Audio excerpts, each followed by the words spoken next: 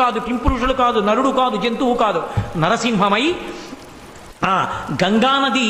సుడిదిరిగినట్టుగా ఉన్నటువంటి ఆ నాభి కనపడుతుండగా విశాలమైనటువంటి వక్షస్థలంతో పెద్ద పెద్ద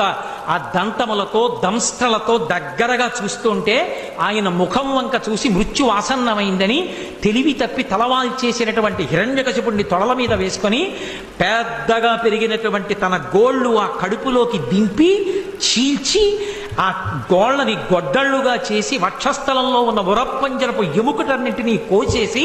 పటపట విరిచి ప్రేగులు తీసి మెళ్ళో వేసుకొని ధారలుగా కారుతున్న నెత్తురు దోషిళ్లతో పట్టి తాగి కేసరములన్నీ నెత్తుటితో తడిసిపోతే